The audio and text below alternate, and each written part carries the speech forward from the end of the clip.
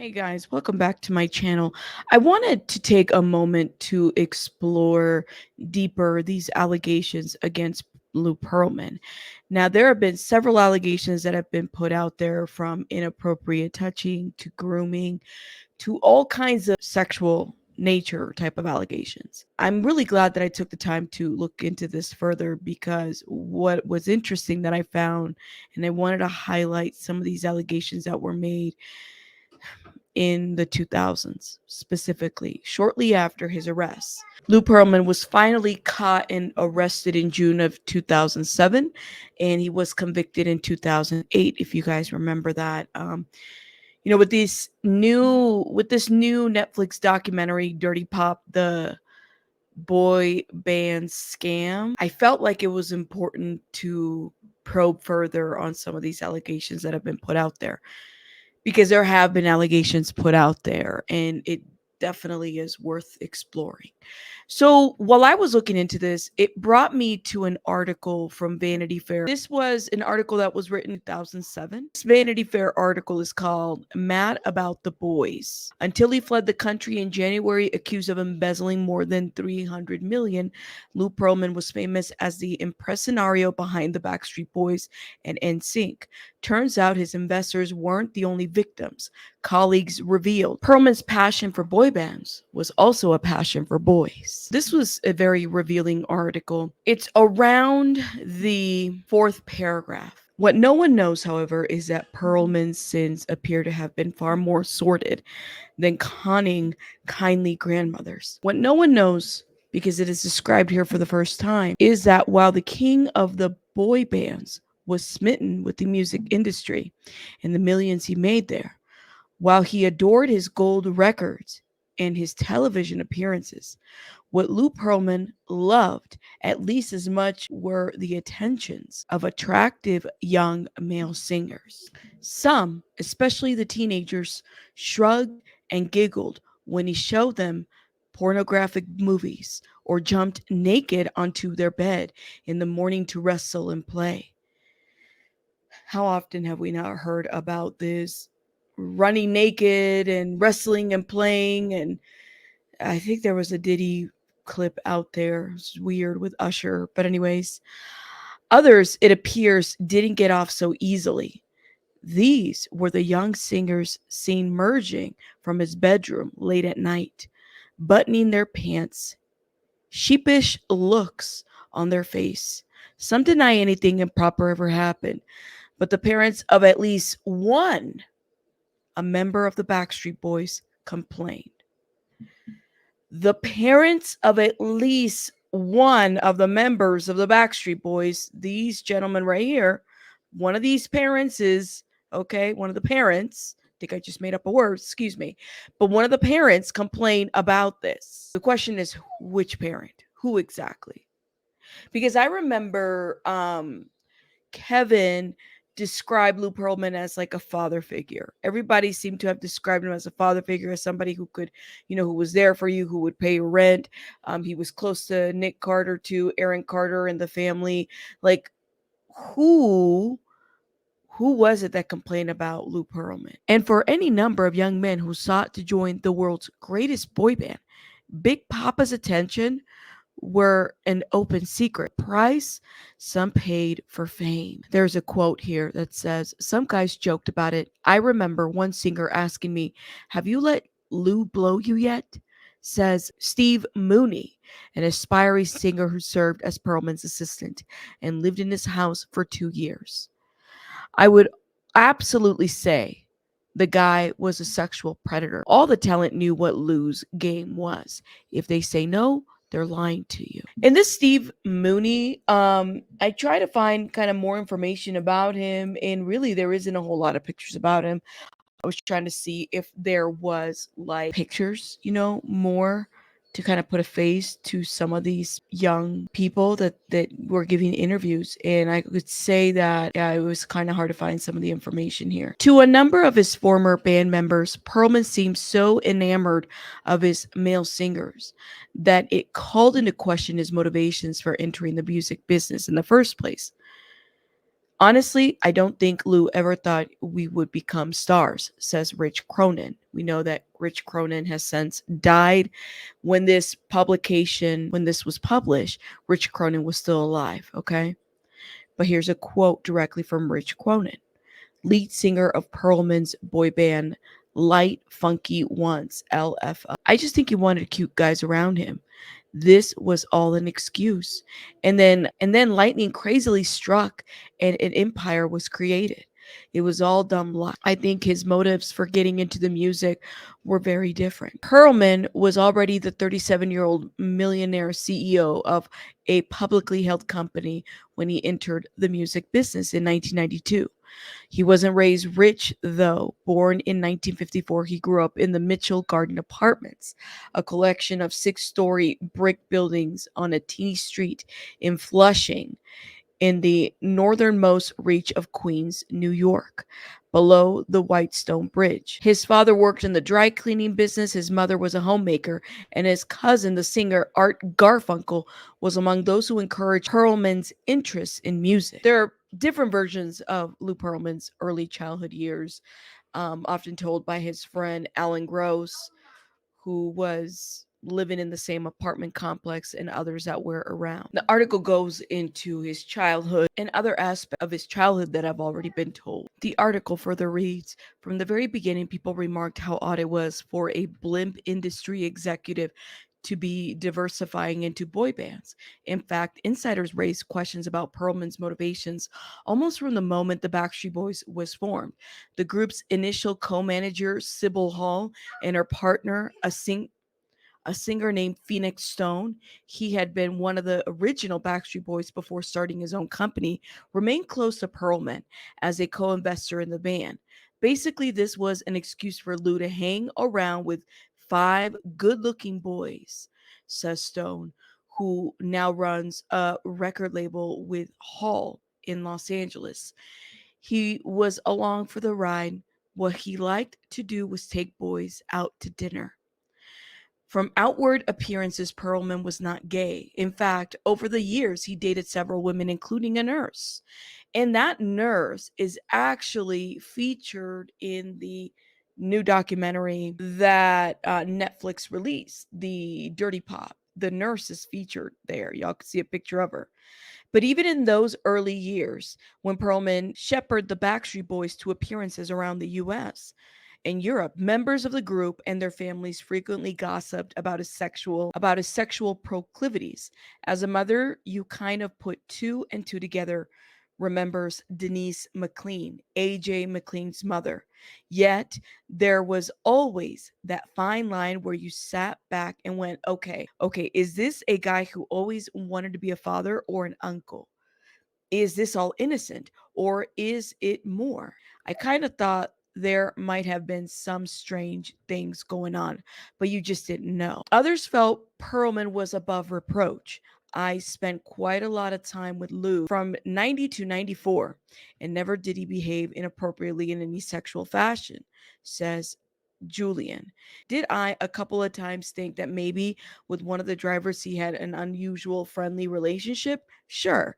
But I spent a lot of time with the boys in Lou, and I could tell you there was no inappropriate behavior, no way. For Perlman and for all the people around him, everything changed in June of 1997 when the Backstreet Boys charted their first US hits, Quit Playing Games with My Heart, overnight, and the band became an international sensation. Reporters rushed to profile Perlman as the unlikely impresario. Some say a Svengali of a new era of boy bands. The success of Backstreet Boys and later NSYNC created a huge new music scene in Orlando, with thousands of fresh-faced boys and girls flocking to audition for Perlman. It was during this period in 1997 and 1998 that the first allegations of inappropriate behavior involving Perlman appear to have surfaced. One incident centered on the youngest of the Backstreet Boys, Nick Carter, who in 1997 turned 17. Even for many of those closest to the group, what happened remains unclear. My son did say something about the fact that Nick had been uncomfortable staying at Perlman's house. This is what Denise McLean says.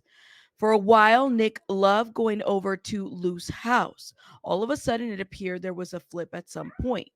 Then we heard from the Carter camp that there was some kind of inappropriate behavior. It was just odd. I can just say there were odd events that took place. So Denise McLean, who is AJ's mom, said that my son did say something about the fact that Nick had been uncomfortable staying at Lou's house. So was it the Carter parents that felt uncomfortable with Lou Pearlman? Jane Elizabeth Carter, who is Nick Carter's mom, Aaron Carter's mom, right? She's had a pretty rough situation happen to her, really rough. And I do kind of wonder if there is something that the woman knows about this that she could clarify. I mean, she's still alive. Aaron defended Lou Pearlman in the Boy Band Con documentary, okay? My opinion of Lou being a sexual predator is that is not true. That is so foul. He would come up to you and he'd teach you how to do push-ups. He taught me how to do diamond push-ups so I could build my chest. And he's a pedophile? Shut up about that, guys.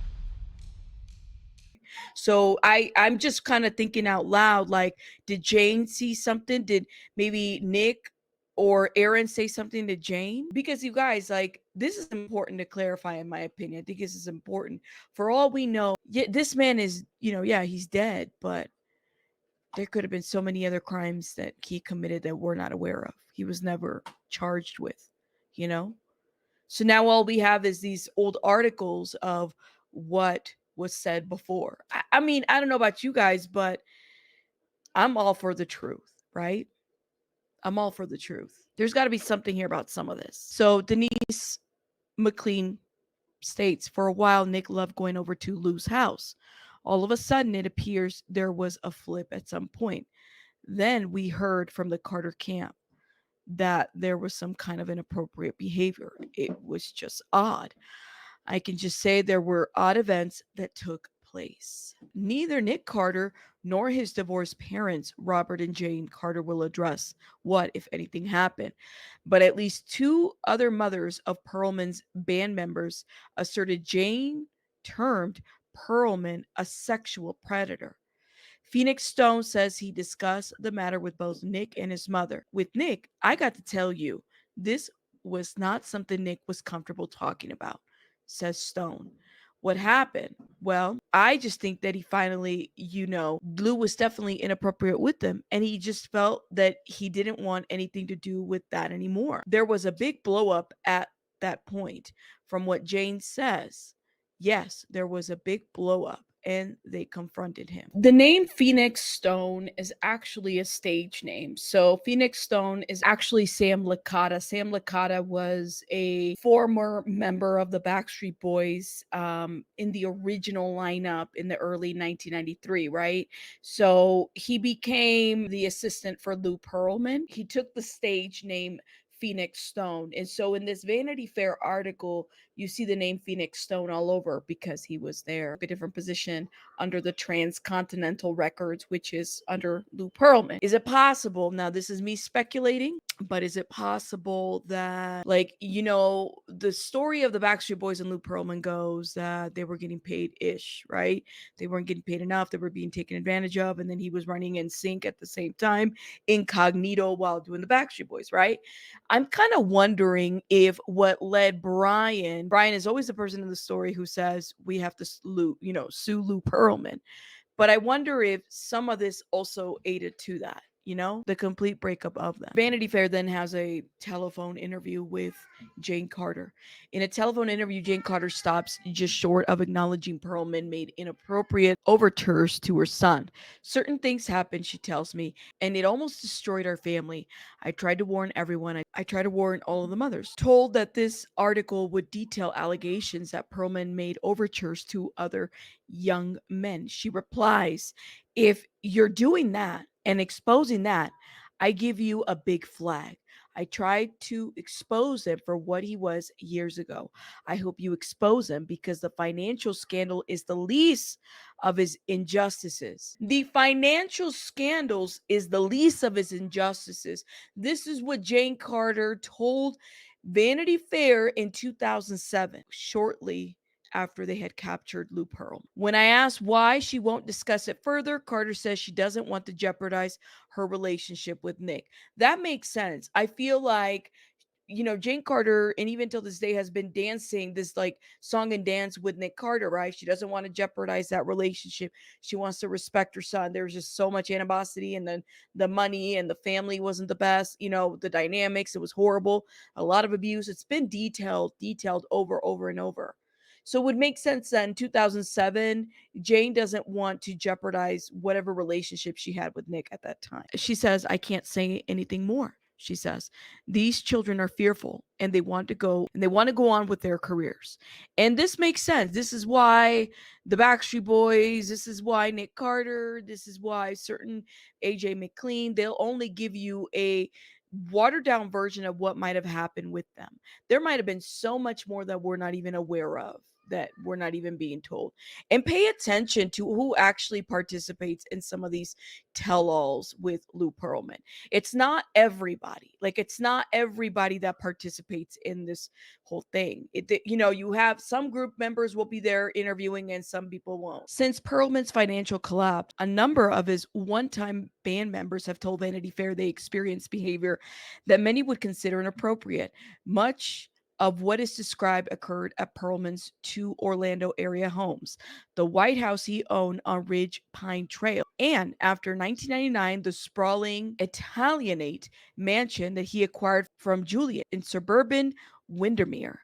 Tim Christopher, who joined Pearlman's third boy band, Take Five, at the age of 13, remembers one sleepover when he and another boy band were dozing, and Pearlman appeared at the foot of their bed, clad only in a towel. According to Tim, who now runs a small entertainment business in St. Paul, Minnesota, Pearlman performed a swan dive onto the bed, wrestling with the boys, at which point his towel came off. Ugh, disgusting. And you know what? Tim does tell this part. I think portions of this on the boy band con. He'd always say that, oh yeah, the Innocence girls come over here in town all the time, and you can see right in there from here, stuff like that. Oh yeah, I got every channel that you could ever imagine here, even the porn channels if you want. It all comes back to wanting to impress everybody and make them feel like, like, oh man, you go over to Lou's and you can do whatever you want. So at which point his towel came off. We were like, ooh, Lou, that's gross, Tim recalls. What did I know? I was 13. On a separate occasion, Tim and another band member telephoned Pearlman to say they were coming to his home to play pool. When they arrived, Pearlman met them at the door naked, explaining that he was just getting out of the shower. Another time, Tim remembers Pearlman showed him security camera footage of his girl group, Innocence, sunbathing topless. He had his tanning bed in his house. I didn't know this at the time, but you take your clothes off to get in the tanning bed. He was recording the whole thing. So he would show all the boys the video of us girls getting naked and getting into the tanning bed. That felt pretty darn violating. And he'd always say that, oh yeah, the Innocence girls come over here in town all the time, and you can see right in there from here, stuff like that. On still another occasion, Pearlman invited all 5 band members to watch the movie Star Wars in his viewing room. At one point, the film switched off and was replaced by a pornographic movie. At that time, Tim says, we just thought it was funny. We were kids. We were like, great. No one ever complained, says Tim's mother, Stephanie. Most of the stuff we learned about only after the group broke up in 2001. Luke played his game of trying to alienate the parents. Every time he dropped the boys off, it was, don't tell the parents anything. They were pretty much a pack with him, and they kept it. Only later did Merle Goodell, who had 2 sons in Take Five, learn that Pearlman had taken one to a strip joint. Did Lou rape my boys? No, he didn't, she says, but he put them and a lot of others in inappropriate situations. I know that. To me, the man is just a sexual predator. To this day, the question of Pearlman's behavior remains a sensitive topic among former members of his boy bands. For every young man or parent who says he experienced or saw something inappropriate, there are 2 who won't discuss it and 3 more who deny hearing anything but rumors. Maybe this is why Aaron Carter denied this, 5, 6 years ago when he participated in the boy band con. More than a dozen insiders told me they heard stories of Pearlman's behavior while insisting they experienced nothing untowards them. Asked who might have been targets of Pearlman's overtures, the names of 7 or 8 performers are repeatedly mentioned. Only 2 of these men would talk to me, and while one acknowledges hearing stories from other boys of inappropriate behavior, both strenuously deny experiencing it themselves. So we get a lot of denial. I mean, is that the first time that has happened when, allegations come out? It's not the first time that people deny things. There's probably a lot more that is out there that we don't know. And then what I heard was that there was camera footage, right? What happened to this camera footage? Where is this camera footage? Does somebody have it? Is somebody sitting on it? Of, the topless, girl group that was, sunbathing or suntanning or whatever. None of these kids will ever admit anything happened. One attorney who has sued Pearlman told me they're all too ashamed. And if the truth came out, it would ruin their careers. Why would it ruin their careers? Now, again, this is, circa 2007. Of course, Me Too movement didn't happen, till like 10 years after this article. But like, it would be maybe this is their trauma, so it takes them a while to kind of acknowledge some of this, but it would be nice to hear whether any of this would be true or was it true, because I would imagine that they're not the only victims. There's probably a gazillion other victims who haven't said anything. To me, Lou Pearlman is like a mix of Jeffrey Epstein, Dan Schneider, in my opinion, because they just how they ran their companies and industries and stuff like that. Being the puppeteer of a lot of things, right? All of these people have a lot in common, in my opinion. Among the few who will discuss Pearlman's behavior in detail is one of his former assistants, Steve Mooney. In 1998, Mooney, then a strapping 20-year-old with flowing blonde hair, was trying to get started as a singer when Pearlman aide approached him at an Orlando mall where he was working at Abercrombie and Finch store and told him, "The big man wants to see you." Mooney visited Pearlman in his Sand Lake Road offices and performed a Michael Jackson song. But instead of a singing job, Pearlman offered him a job as a professional assistant. Pearlman explained that JC Chaz of NSYNC had gotten his start this way. Mooney signed on, and Pearlman soon invited him to live in his home. All the time, Pearlman held out the chance that Mooney could join one of the groups as he was planning, called O-Town. According to Mooney, Pearlman told him, "By this time next year, you'll be a millionaire." From the onset, Mooney noticed how Pearlman enjoyed hugging him, rubbing his shoulders, squeezing his arms, usually in conjunction with one of his odd pep talks. He would say, "Do you trust me?" And I would say, "Of course I trust you, Lou," Mooney recalls. He always said, "I want to break you down, then build you up so we can be a team together." Then he would say, "Your aura is off." So he began rubbing my back. I was like, whoa. And he's going, "It's okay. We've got to get your aura aligned." It got to the point, Mooney says, where every time they were alone, Pearlman would rub his muscles. As soon as the elevator's door closed, he would grab you and rub your ass. Calls the first few times, "It's okay," but it gets to be too much. It's like you have this creepy friend who's always touching you. That was the line, the aura. I definitely heard that aura bullshit, says Rich Cronin, lead singer of the Pearlman band LFO. "It took everything in me not to laugh." He was like, "I know some mythical freaking ancient massage technique that if I massage you and we bond in a certain way, through these special massages, it will strengthen your aura to the point you are irresistible to people. I swear to God, Cronin goes on, I had to bite my cheek to stop from laughing. I mean, I know now what it's like to be a chick. He was so touchy feely, always grabbing your shoulders, touching you, rubbing your abs. It was so obvious and disgusting. He definitely came at people. He came at me. In my situation, I avoided him like the plague.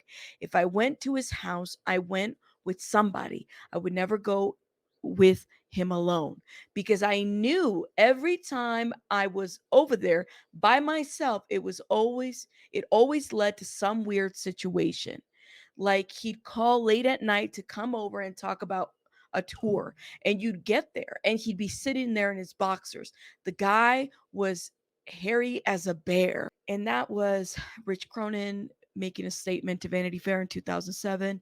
Again, Rich Cronin died in 2010. To be really close with Rich Cronin because his brother Mike was our manager and LFO came out on tour with us. Rich was one of the members that actually lived in Lou's house with him at one point. I feel I can tell this story because Rich went on Howard Stern and told it. He tells me that Lou basically comes in and he's all worked up and he's like, you know, I got this big opportunity for you guys in Europe. He's punching his table, he's really acting good. He goes, this could be the make it or break it moment for LFO. This guy over in Europe who has this big recording company. He goes, all he wants to do is touch your penis. Oh. And I don't know what happens after that. Just pretty much touch your penis and, you know, play with it. That's how they do business over there. I don't want you to get freaked out. We got to do what's right for the band. And so I'm going to let you practice on me so that we don't go over there and blow this deal. And guess what else? In college, I was a psychology minor. I'm going to help you get through it mentally. He goes, well, think about it, guys.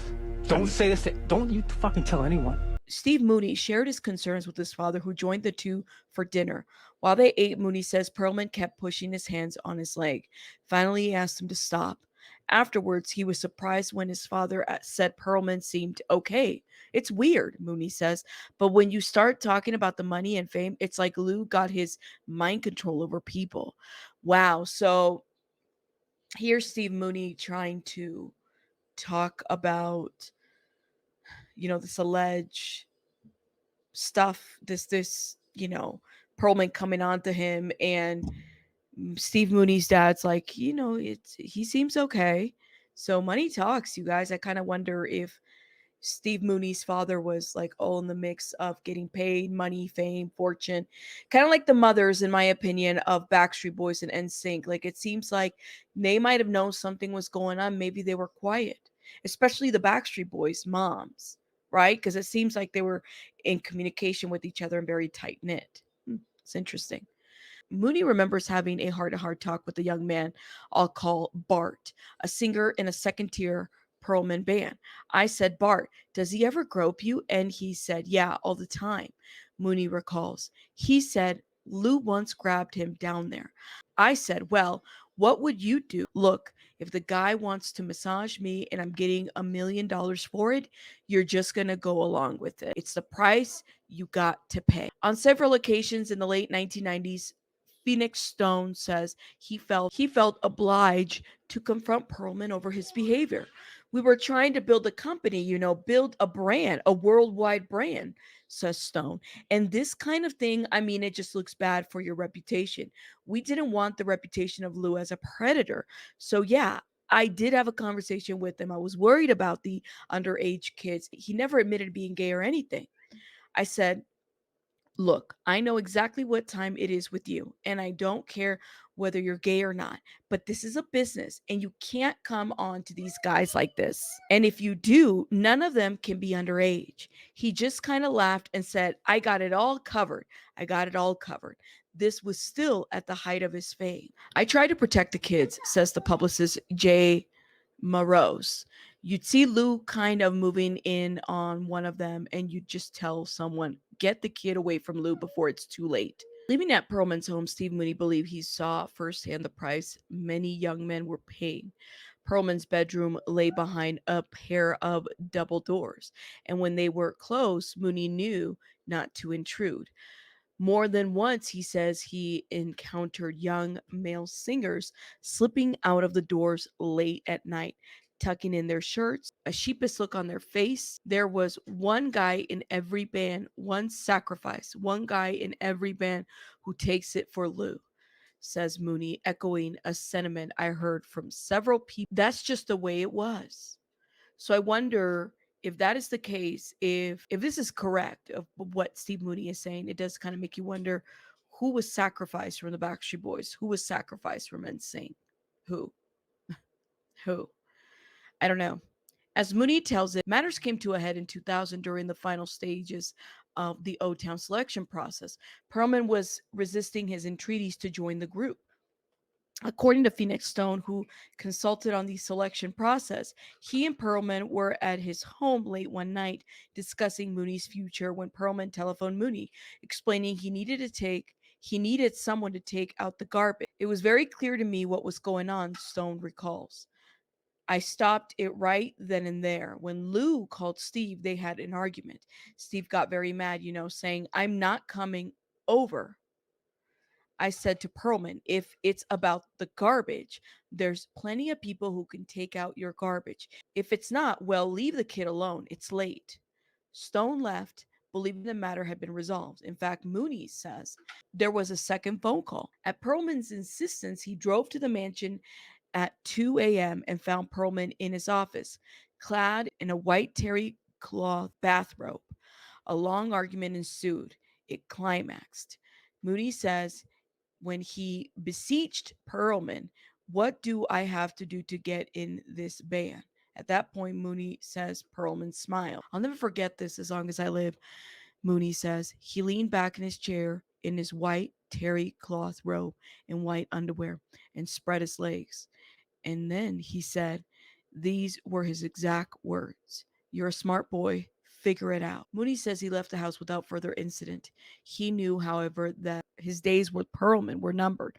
Afterwards, in efforts to protect himself, he says he returned to Pearlman's office. When Pearlman was out, he had perused Pearlman's private files in the past, curious to see what they contained. Now he removed 3 items he had seen before: a photo of a longtime Pearlman aide posing as a Chippendale dancer, a photo of Pearlman and one of the Backstreet Boys on a ski vacation, apparently alone, and a photo of a young singer naked in Pearlman's sauna, his hands covering his genitalia. After making copies of the photos, Mooney says he contacted the aide who posed as a dancer. "I went to him and showed it all to him," he says. He's like, "Listen, all you got to do is keep your mouth shut and you're in this company for life. That photo, I'd burn it." When Pearlman learned of the theft, he confronted him. Mooney says he turned over the copies and resigned. Today he sells real estate in Orlando.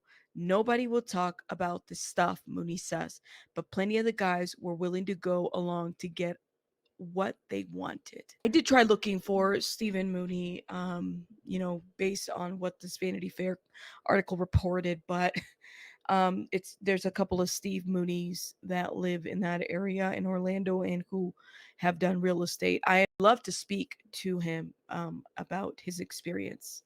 Like, I believe everything that he's saying completely. I believe that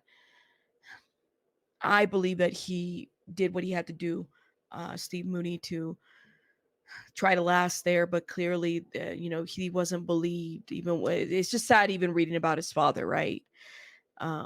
People get bought all the time, but shout out to Steve Mooney for stepping out and saying, I'm not going to put up with this, right? Shout out to him. In the late 2000s, Phoenix Stone and Sybil Hall say they took an odd phone call from Pearlman. He said he had found a listening device in his home. The two joined Pearlman in an impromptu grilling of an assistant, a young man I'll call Jeremy, who, according to several people, had begun an affair with Pearlman. Stone and Hall say Jeremy admitted to placing the device because he was jealous of the attention Pearlman was lavishing on another young man, whom I'll call Peter, a member of one of Pearlman's bands. He told me that he and Lou were in a relationship and that he thought Lou was cheating on him with Peter. He wanted to find out what they were doing. Jeremy couldn't be located for a comment, but after his dismissal, Hall and Stone say he received an escalade to keep quiet. Peter continued to work for Pearlman for years. Wow. Despite innuendos that dodged him for years, Pearlman faced the prospect of public allegations only a handful of times. Once, an unidentified male singer, there may have been more than one, made it clear to Pearlman that he was about to go public. Pearlman's longtime attorney, J. Cheney Mason of Orlando, confirms that he turned the matter over to the FBI for investigation as a possible extortion. No charges were ever brought. The boy or boys never went public.